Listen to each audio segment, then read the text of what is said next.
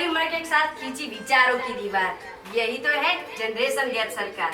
कल तक था जो अपनापन, वो आज की आधुनिकता का खुलापन हो गया। कल का शौक आज की जरूरत बन गया। समय की कमी की वजह से आज आदमी मशीनी उपकरण हो गया। ये भी समय का एक दौर है, यही तो है जनरेशन गैप सरकार। दोस्तों, આજનો મારો ટોપિક છે ફેક્ટ ઓફ ટુડેઝ જનરેશન, એટલે કે આજની પેઢીની વાસ્તવિકતા। તો જનરેશન ગેપ એટલે શું? શું તમને ખબર છે? જનરેશન ગેપ એટલે જૂની પેઢી 20 મિનિટ ચાલીને 20 રૂપિયા બચાવતી હતી અને અત્યારની આ પેઢી 20 રૂપિયા ખર્ચીને 20 મિનિટ બચાવે છે। એટલે કે જૂની પેઢી પૈસા બચાવતી હતી અને અત્યારની આ પેઢી સમય બચાવે છે। અહીંયા બેઠેલા ઘણા સ્ટુડન્ટ એવા હશે કે જે આવું કંઈક કરતા હશે। આપણે આ જનરેશનની વાત કરું તો યંગ જનરેશનમાં કામ કરવામાં જોશ અને ઉમંગ વધારે પ્રમાણમાં હોય છે। તેઓ તેમના ટાર્ગેટ પ્રમાણે તેમનું કામ પૂરું કરતા હોય છે। વૈજ્ઞાનિક ક્ષેત્ર અને તકનીકી ક્ષેત્રની તો વાત જ ના કરી શકાય, કારણ કે રોબોટ જેવા મશીની ઉપકરણ બનાવીને તેમને તેમનું કામ એકદમ સરળ બનાવી દીધું છે। એવા તો કેટલાય પ્રકારના મશીનો બનાવ્યા છે જેથી ઓછા સમયમાં તેઓ વધુ તેમનું કામ કરી શકે છે। दोस्तों, बदलती दुनिया का ऐसा असर होने लगा है कि आदमी पागल और फोन स्मार्ट होने लगा है। હવે ફોનનું નામ સાંભળતા જ આપણા મગજમાં WhatsApp, Instagram, Facebook અને Snapchat જેવી એપ્સ યાદ આવી જાય છે। અત્યારની આ જનરેશન સવારે ઉઠતાની સાથે જ ફોન લઈને બેસી જાય છે। એક સમયે તેઓ જમવાનું ભૂલી જાય છે, પરંતુ ફોન મચડવાનું ભૂલતા નથી। અને હું માનું છું ત્યાં સુધી અહીંયા બેઠેલા દરેક લોકો પાસે ફોન તો હશે જ, ભલે પછી ગરીબ ઘરનો માણસ હોય કે અમીર ઘરનો માણસ હોય। અત્યારની આ જનરેશનમાં ફોન એક જરૂરી સાધન બનીને રહી ગયું છે। આપણે કદાચ જોયું જ હશે કે કોઈ બાળક જો જમવા માટે ના પાડતું હશે અને તમે એને ફોન આપવાની લાલચ આપશો તો તે તરત જમવા માટે તૈયાર થઈ જાય છે। આપણે નાનપણથી જ એ બાળકને ફોન મચેડવા માટેની ટેવ પાડીએ છીએ। એ બાળક જેમ જેમ મોટું થાય છે તેમ તેમ ફોન લેવા માટે જીદ કરતું થઈ જાય છે। दोस्तों, अनुभव की तलाश में युवा अंधे हो गए हैं।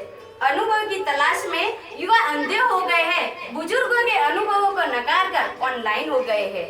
હવે આપણને બધાને ખબર જ છે કે અત્યારની આ જનરેશન આખો દિવસ સોશિયલ મીડિયા પર ઓનલાઈન રહે છે। એમ કહી શકાય કે સોશિયલ મીડિયાનો ક્રેઝ કંઈક વધારે પ્રમાણમાં થઈ રહ્યો છે। આપણે હમણાં જ એક કોરોના નામની મહામારીથી બહાર આવ્યા છીએ। એ સમયે લોકો આખો દિવસ સોશિયલ મીડિયા પર શોર્ટ્સ, રીલ્સ, પબજી, ટિકટોક જેવી એપ્સ પર તેનો ટાઈમ વેસ્ટ કર્યો હતો, જેમાં પબજી અને ફ્રી ફાયર જેવી ગેમ્સના કારણે ઘણા બાળકોના મગજ ઉપર ખૂબ ખરાબ અસર પડી હતી, જેના કારણે તેમને તેમની રિયલ લાઈફમાં સુસાઇડ અને મર્ડર કરવાના ન્યૂઝ પણ બહાર આવ્યા હતા।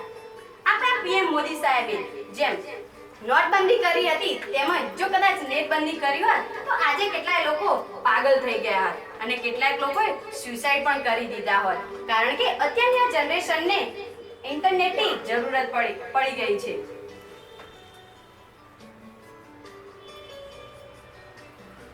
આપણને બધાને ખબર જ છે કે આપણને કંઈ ખાવું પીવું હોય તો આપણે ઓનલાઈન મંગાવી દઈએ છીએ। કોઈ પણ પ્રકારની શોપિંગ કરવી હોય તો એ પણ આપણે ઘરે બેઠા ઓનલાઈન કરી શકીએ છીએ। YouTube, પેટીએમ અને ગૂગલ પે ના નામ તો બધાએ સાંભળ્યા જ હશે। આપણે દુનિયાના કોઈ પણ છેડાએથી એકબીજાને પૈસા ટ્રાન્સફર કરી શકીએ છીએ। આ દરેક બાબતની આપણને આદત પડી ગઈ છે। અત્યારના જનરેશનમાં બ્રાન્ડ અને ફેશનની વાત કરું તો અત્યારના લોકો મોંઘા કપડાં અને મોંઘા શૂઝ લાવીને એકબીજા સાથે કમ્પેરિઝન કરતા હશે। આપણે કદાચ જોયું જ હશે કે કોઈ જો વ્યક્તિ આજે મોંઘા કપડાં લાવીને પહેરે છે તરત જ આપણને એમ થાય કે હું પણ એના કરતા મોંઘા કપડાં લાવીને પહેરું। કોઈ વ્યક્તિ જો ટુ વ્હીલર લાવીને ખરીદે છે તો તરત જ આપણને એમ થાય કે હું પણ ફોર વ્હીલર લાવીને તેના કરતા ઊંચું બતાવું। એટલે કે અત્યારની આ જનરેશન એકબીજાથી દેખાદેખીથી પોતાનું જીવન જીવે છે। અત્યારની આ જનરેશન કોમ્પ્યુટર અને ફોનમાં એટલા બિઝી થઈ ગયા છે કે તેમને તેમના પરિવાર માટે બિલકુલ સમય રહેતો નથી। તેઓ તેમના પરિવારની એટલી કદર કરતા નથી જેટલી તેમના ફ્રેન્ડ્સની કરતા હોય છે। ઘણા ફ્રેન્ડ્સ એવા હોય છે કે જે ઘરેથી કોલેજના બહાને નીકળે છે, પછી કોલેજમાં બંક મારીને સ્મોકિંગ અને ડ્રિંકિંગ જેવા નશા કરતા હોય છે। કોલેજમાં પાસ થવા માટે તેઓ ચોરી કરતા હોય છે। તેમની આવી નેગેટિવ થિંકિંગના કારણે તેઓ સુસાઇડ પણ કરતા હોય છે। મારી સ્પીચને પૂરી કરતા બસ એટલું જ કહીશ કે આપણે આપણી જીવનમાં જરૂર એટલા મોજ, શોખ અને ફોન વાપરવા જોઈએ, કારણ કે આપણને બધાને ખબર છે કે આપણા મા-બાપ પાસે એટલા પૈસા નહીં હોય જેટલી તેમની જરૂરિયાત પૂરી કરી શકે। પરંતુ જો આપણે એમ કહીએ કે મારે ભણવા માટે પૈસાની જરૂર છે તો તેઓ ગમે તે રીતે કરીને પૈસાનું અરેન્જમેન્ટ કરતા હશે। તમે કદાચ જોયું જ હશે, જો કદાચ એમના ફોનમાં રિચાર્જ પૂરું થઈ જશે પરંતુ તેઓ જલ્દી કરાવતા નહીં હોય, પરંતુ આપણા ફોનનું રિચાર્જ પૂરું થતાં જ તેઓ તરત કરાવી દેતા હોય છે.